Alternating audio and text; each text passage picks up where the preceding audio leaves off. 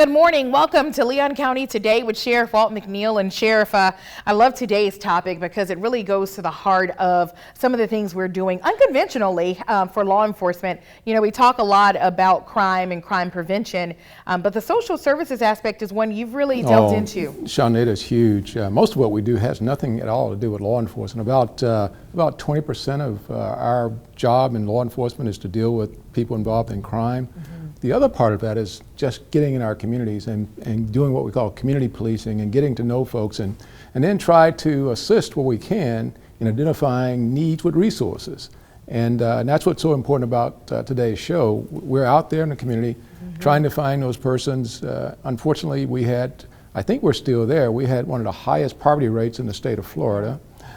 We have the highest zip code, 32304, in our state in terms of issues, ACEs, adverse childhood experiences. Yes. So we've got a daunting array of problems and issues that we in the Sheriff's Office are engaged in trying to make sure that we get in those spaces and we can help to improve our community. That's what it's all about. We talk about all in all the time, yes. Primarily because it's about serving this community. Absolutely, and this effort today is really, I think, a unique way for folks to get involved in giving back. We're talking about bunk bed builds, and I remember how we initially got started with this, Sheriff. You'd gone to a build and you came back and said, I want to do one of these at the office. Oh, I tell you, to find out there are people in our community who are sleeping on floors, sleeping on couches, young kids, babies, don't have a place to sleep. And then to get the opportunity to go and see these families in the circumstances they're in, it's just heart-wrenching. And once I did that, I said to you, we got to get involved in this, and we got to do something to help with this effort. And I am so happy that Sleeping Heavenly Peace is doing what they're doing because they're making a difference in this community. Yeah, they really are. And, you know, it's kind of, we did our first bunk bed build back in 2019. Here we are in 2022, and we just recently hosted one at the Sheriff's Office with all first responders, more than 100 volunteers on site. That is what this is all about. Yeah, that's what it's all about. It's about our being able to find those problems and issues, and as a collective, law enforcement, EMS, fire, all of us in public safety, responding and doing what we can do. But I tell you, we also need our people in our communities engaged in helping to identify the problems. And then what we try to do is find those resources and get them to the problem. Absolutely. And we're going to really delve into this topic today. We're going to talk about really the fun effort it is putting these bunk beds together, and then how people in need can get more information. So be sure to stick around, everybody. More information on how to help children in our area sleep better. But first, let's check in with Jimmy Goodman for our Crime Tip Tuesday. Good morning, everyone. I'm Jimmy Goodman with the Leon County Sheriff's Office, and this is your Crime Tip Tuesday. How to protect yourself when walking alone. Time's changing again. A lot of people are waking up early in the morning to get their exercise before they go to work. Here's a few tips to make sure you're safe. Avoid the dark, vacant, and deserted areas, and use well-lit, well-traveled routes. Avoid the dark hours if you can. Always carry a flashlight with you and your cell phone. Dress in reflective clothing and comfortable shoes which will not hamper movement. If you think you're in trouble, move away from that person or that threat if possible.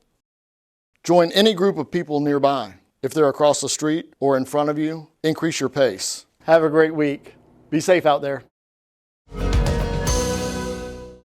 Welcome back. Joining me now is John Cousins, president of the Tallahassee chapter of Sleep Heavenly Peace. John, tell us about the mission of Sleep Heavenly Peace. Well, Sheriff, thanks for having us back once again. It's Glad to have you, honor man. to be part of your show. Our motto is simple: no kid sleeps on the floor in our town.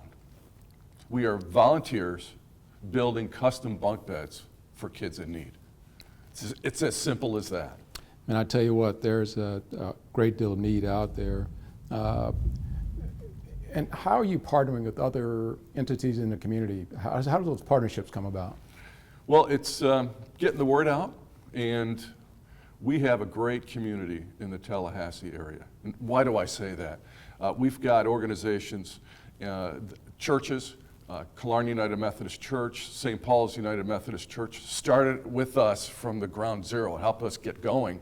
And they've done a build every single year together. And we've partnered with Just Village and Prime Meridian Bank and been with us every year doing builds. And we're fortunate that we have most of our builds are sponsored builds where the church, business organizations coming forward, bringing the volunteers, bringing the funds to do that, because we are delivering. Yeah, I love all that. the lumber, all the mattresses, and the bedding. And now we've got 6 quilting groups that are making Wow. handmade lap quilts that we're delivering with each bed. And last year we made and delivered 280 bunk beds. That's 560 beds with lap quilts. And it is such a blessing to be able to Talk do more that. about that, John. Talk about the impacts that those bunk beds are having on families. I know you talked about the 200 and something you visited, you delivered, but what about the families? How are they being impacted? We're changing lives every little bit. I had no idea when we first started this what the impact would be. I just looked at when we started in November of 2018, our first build, which we didn't even complete 2 bunks. That was 2 bunks. And last Saturday, in a matter of 3 hours, we built 20 bunk beds and was cleaned up. And what was cool is that following that, I encourage organizations, let's go deliver those. Give me another hour to do that. See what impact, because 3 hours ago, you started with raw lumber. And now an hour later, 4 hours total, we're delivering beds in homes. And kids are sleeping into bed that night. Wow. In one situation where I was personally on a delivery, it was a little 3-year-old girl hanging on to grandma while we're putting the beds together. And as soon as we were done finishing it, we're talking to her, she crept into her bed, fell asleep just like that. Oh, wow. I was told that I didn't make the last bunk bed build, but I was told that we built enough beds there, so you started building other beds. Is that right? What happened there?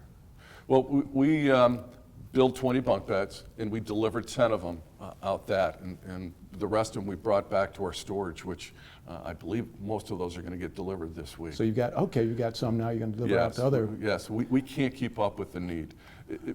We are one of the busiest chapters in the country. Wow. Absolutely. We are in the top 10 of Sleep in Heavenly Peace, and there's now almost 400 chapters, and we're in the top 10 with the number of builds and the number of bunks. And So, John, knock on wood, so come October, if everything goes well, this will be our 1,000th bunk bed. all right, so you've got In 3 extra bunk years. beds.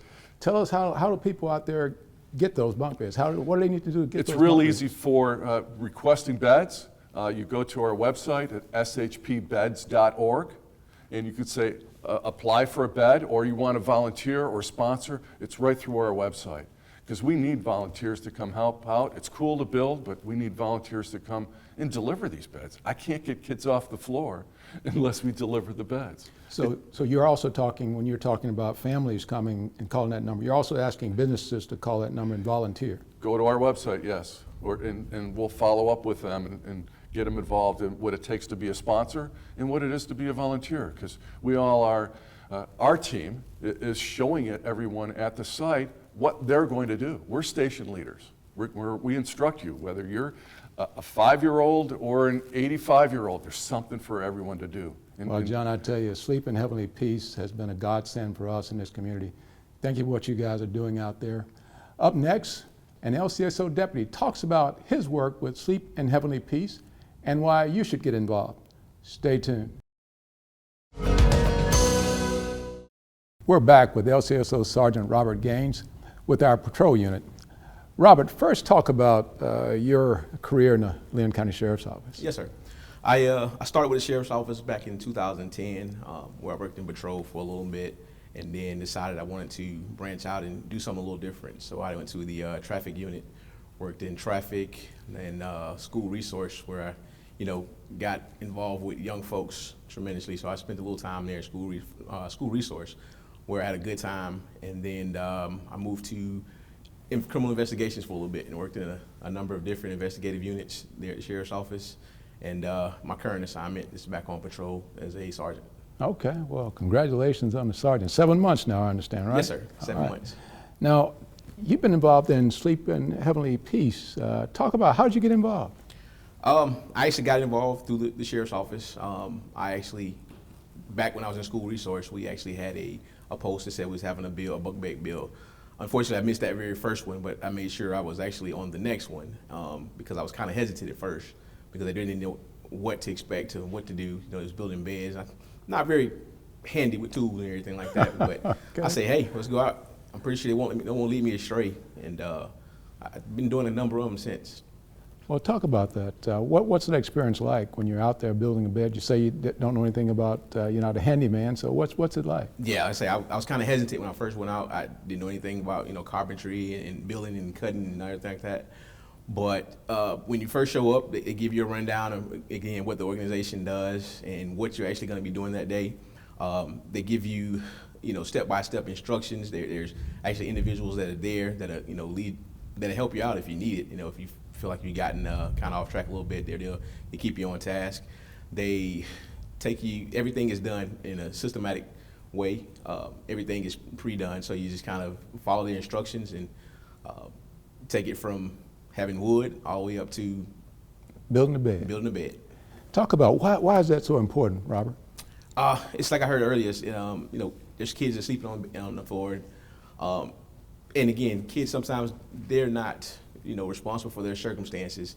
So, sleeping on the floor, they have no control over that. So when the organization, builds these beds, it gives the kids an opportunity, one, to get off the floor, to have something they call their own, to get a nice night's sleep, rest, because we know sleep is important. Once you sleep well, you perform better, whether it be in school or Right. with your friends and everything like that. So sleep is important. So with the organizations building the bunk beds, it gives them opportunity to have a place of their own. Yeah, I've had the opportunity on a couple occasions to go out and build those beds. You've got a chance to do that, and you've gone to the homes. You've delivered the beds to the homes. Yes, sir. And you got a chance to interact with the families. What's that like when you get there and the kids and the mom or dad? What's that like? Oh, I would say that's probably one of the highlights of the actual all day. You get there and you put the beds together. We kind of go in, there's nothing in there. So once we go in and put the bed in, we make it up in it's very nice and neat for them. Once they come in, they actually see it, and you just see the smiles on their face to see, hey, that's mine. And it really puts a smile on your face for a company. You've done something, and all it really costs you is time and a little physical labor. Yeah, I remember going, Robert, and seeing the bunk bed. We put those in, as you said, the room's empty. But the thing we aren't talking about is that Sleep Heavenly piece doesn't just bring the bunk bed and the wood. They actually bring the bed coverings. Yes. And my experience was this little girl got her covering. It had some nice cartoon kind of stuff on it, and it was priceless, the look on her face. Have you had any experiences like that? Yes, sir. I believe when one young lady, we made up a bed, for whatever reason, she wasn't having a good day when we first got there, but once she got to the room and actually saw why we were there, she did a whole Changed 180. Just changed the whole perspective. And actually, she gave me a nice little hug and was like, thank you. Yeah, Robert, as we kind of start to wrap it up here, what would you say to people out there who, if they had a chance to get out there and do these bunk beds, what kind of experience can they have? I can promise you it's going to be a great experience that you have.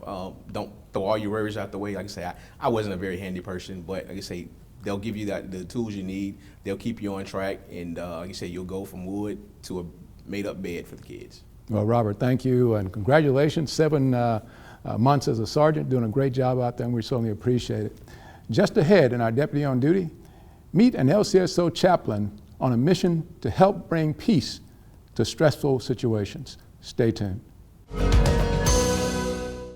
On this week's Deputy on Duty, we introduce you to Chaplain Dennis Walker, a retired Fort Lauderdale police officer with more than 2 decades of service and a long history of ministering to members of law enforcement and their families. Even though I left law enforcement, my heart was still with them. After he retired, Reverend Walker was ready for a new chapter in his life, but knew his work in law enforcement was far from over. He had a greater calling to give back to the men and women who protect and serve. When I moved here to Tallahassee, I started asking, and just it didn't seem like there was any opportunities for it. And so I said, okay, Lord, if you want me to be involved in chaplaincy, just open up that door. And about 2 weeks later, I got a call. I had sent my resume. I had given my resume to somebody from our church, And about 2 weeks later, I got a call from Gene Strickland, who was trying to put together a chaplaincy program here. And the rest was history. Reverend Walker helped develop the chaplain program at LCSO, which is made up of volunteers who are all ordained ministers and previously served in law enforcement and corrections, or they have strong family ties to those who are currently serving in those critical areas of public service. And there's a good reason why their backgrounds are so important. In law enforcement, it is so much more. It's so much more intense, and it's on a regular basis. So they do experience a lot of PTSD. There is that, just like the military. And we try to help that the best we can as well. And while his experience in law enforcement and ministry makes him the perfect fit for this role, Walker knows to approach every situation carefully. When people go through things, they react differently. So I can't say, oh, I know what you're going through, because I don't know how they are, but I can be there. And that's what chaplaincy ministry really is. It's a ministry of presence. The chaplains spend countless hours providing confidential pastoral care and ministry support to all members and families of LCSO, but Reverend Walker admits their role can be challenging because when some people hear the word chaplain or chaplaincy, they think of religion. A lot of people think chaplains, you're there, you're trying to convert people. I don't have a problem talking about my beliefs in Jesus, and I would share with if they ask and if they're so led to, but we're there mainly to assist them in what they're doing. And that means being there to have a shoulder to cry on or to celebrate the good times. We're there just for them to vent sometimes, and several of us are ministers in our churches, so there is an essence of confidentiality. So when they share with us, we don't go telling anybody else. We don't tell the brass. We're there for them. LCSO chaplains are available 24/7 and come from all faiths. Their roles are crucial to supporting deputies struggling with issues such as burnout, stress, or even trauma. And a lot of times we do get called in the middle of the night, and we will respond. We don't have all the answers a lot of times, but we try to get them. And we just want to make a difference in people's lives. And that's why Reverend Walker and LCSO's chaplain program is this week's Deputy on Duty. I'm Angela Green for Leon County Today. Welcome back to Leon County Today. Sheriff, our chaplains at the Sheriff's Office, I see them walking up and down the halls of the office, just peeping in, checking on people, and it really does make a huge difference when it comes to stress levels and morale and just having that peace. Oh, absolutely. Shonda, I lean on them myself. I mean, they're in the building, they're accessible, and you can get to know them and talk to them. And they just add that second element of support within our Sheriff's Office. And they've done so much. I can't begin to show my appreciation for the job they've done. They've got a quiet room there at the office where we can go in and sit down and relax.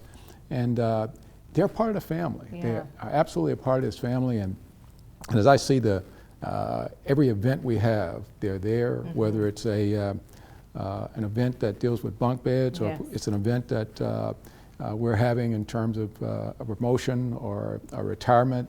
They're there just about in every situation, adding their voice and adding their support. And they're a great support group for us. I can't thank them enough. And I think we've got something on the magnitude of about 5 or 6 of them right now. So they're a growing group in our agency, Yeah, definitely have developed that out, and it's truly amazing. And then speaking of peace, giving these kids a peaceful night's sleep, the work of Sleep in Heavenly Peace, it just really is gratifying to be a part of. Yeah, I'm so happy to see Sergeant Gaines and others that are volunteering their time to go out there and engage and let the kids see us. We talk about community policing, we talk about all in, and that's the epitome of being a community and meeting kids and families where they are. I am so excited about that partnership, and I hope we keep it going. Yes.